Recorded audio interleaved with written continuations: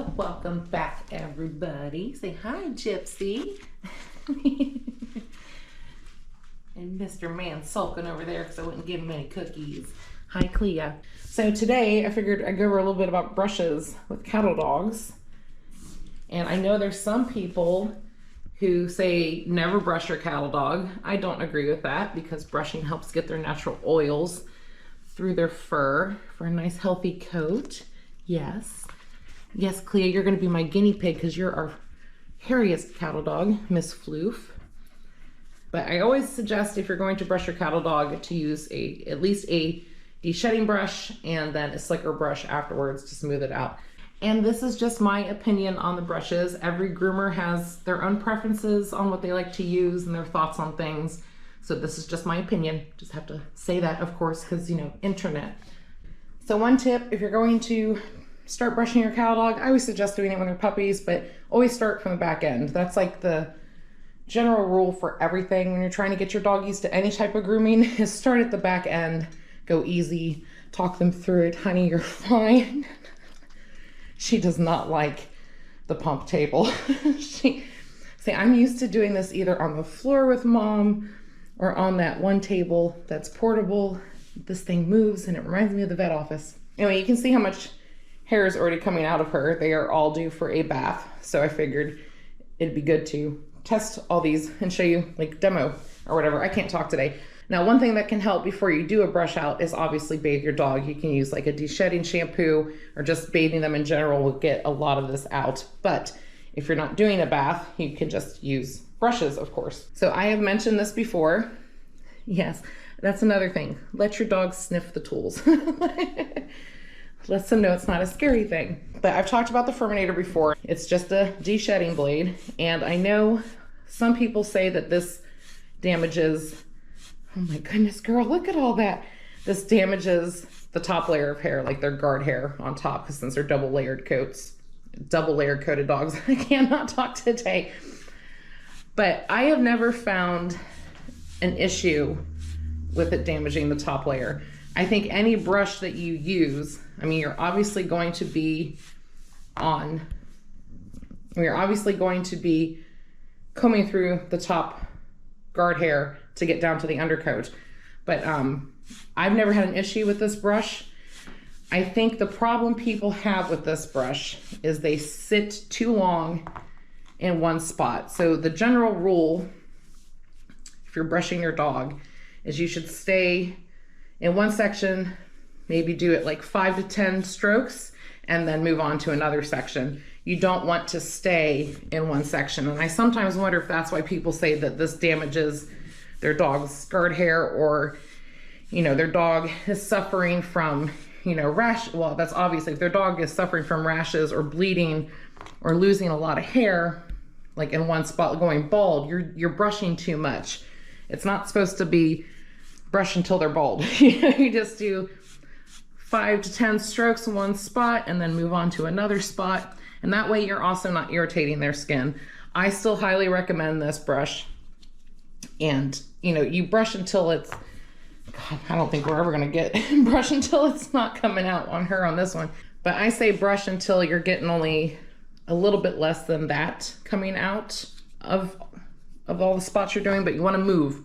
Don't stay in one spot, move through the dog. But anyway, after you go over with the deshedder, I always go over with a slicker brush just to get any loose hairs. And then I also sometimes use a comb. Another brush that everybody's talking about is the Equi Groomer. Yes, sniff. Now, when I first tried this on Clea, she did not like it. And I honestly don't like the grip of it. It essentially, can you see that? Is it coming up on camera? Does the same thing. Are you doing okay? You're doing better with it this time. For some reason, the first time I used this on her, she seemed to really have an issue. But I don't see, I feel like it takes out, oh God, hair everywhere. I feel like it takes out almost the same amount of hair, if not, I don't know. I almost feel like the Furminator does better. I'm still indifferent about this brush, but I mean, it's an option. It's a good option. Apparently it's supposed to not damage the guard hair, but I don't know. There's something about it that I'm just not 100% on yet.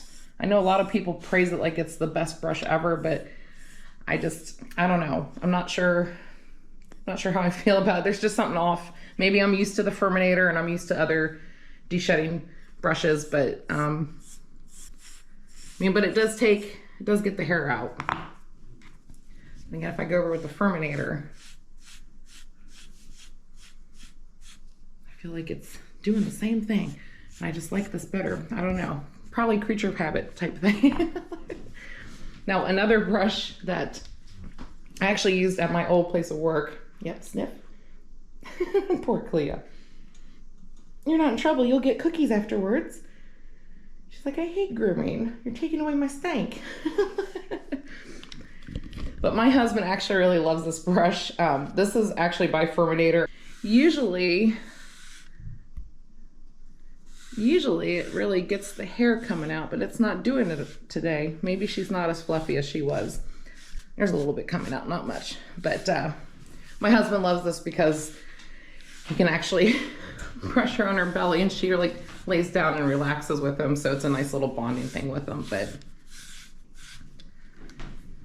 look at all that. That's not even all that's in there. That's not even all that's in there. You're already starting to feel softer. Yeah, get all that dead hair out.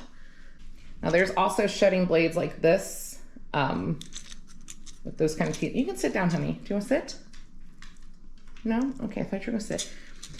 I have another one somewhere that's in the shape of like, we used to call it the shoehorn at my one job, but it's in the shape of a, like a little teardrop loop. But you can always use a shedding blade like that. Ooh, this one sounds broken and it's brand new. But it's kind of like the Furminator, just with different teeth. But it's another option. Why is that? That's gonna drive me nuts. Ooh, look at all that fur. Look at it. Oh my goodness. Obviously I would still get the Furminator as a deshedding tool. I know there is a long-haired version of this, which I don't know if there's a huge difference on the teeth between the long and the short-haired version, but I would suggest getting the short-haired version if you were going to get it. I think it's got a lot longer base, but I have never used the long-haired version of this brush. I've always just done other things for long-haired dogs, but this is still a good option. I think my main issue with this is I don't have enough practice with it, and for some reason, I don't know, I feel like the teeth on it are already looking a little bit weird. I don't know. But those would be my top two for deshedding brushes if you were going to pick anything. This one is just, I swear it works better than what it showed on camera, but this would be a third option. This one's probably my least favorite to use out of all of them. I don't know, I feel like this is better for some other coats, but I do know some people use this type of brush. It's not really, to me, it's not really a brush. This type of deshedding comb, I should say. But honestly, I would never use this on a cattle dog, just because for me, this type is more, it works, but for me, this type of deshedding tool, I use this more for like German Shepherds and Huskies, the double coated dogs that have like a little bit more floof in their tush. But these are just my personal preferences. Slicker brushes, you can get whatever type you like. I'm starting to not like this. This is already starting to bend, I think. I'm still on the fence on this one, but any good slicker brush is perfectly fine for them. And also, if you want, you can get one of these like rubber type brushes. I haven't tried this one out. This came with like a kit of stuff, but there's better options, I think, than this one out there. So when I buy more brushes, maybe you'll see those in action, but those are my thoughts on the brushes, and I will leave links down below in the description. And as always, thank you guys for watching and listening to my nonsense. And we do have some thank yous to do. I want to give a shout out to Chris and Kalina. Thank you so much for your donation to our Ko-fi page, and also to our friend Dana. Thank you so much for your donation as well. And Mr. Man is always ready for checkout. Thank you guys so much for watching, and I hope you all are well, and we'll see you in the next one. Take care, guys. Bye. Wait a second! You don't think people? I think people! So offended. It's okay. We can do this. We can do this. You can thank them properly now. Yes. Since I messed up the thank you thing. Yes. Because that's your job. Yes. I have to work, people. And Sully's crying. See the walls? She painted them after me. Me! Okay, so. Thank yous. Thank you, Chris and Kalina. Thank you both for more coffee money. Yes, coffee money, coffee. Okay, and not checkout time. And Dana at Wanderlust Crochet. Crochet made me hot.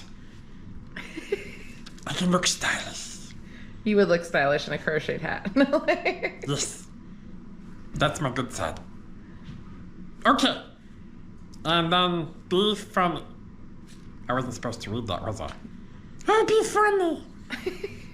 Ha ha ha. Yes, you laugh?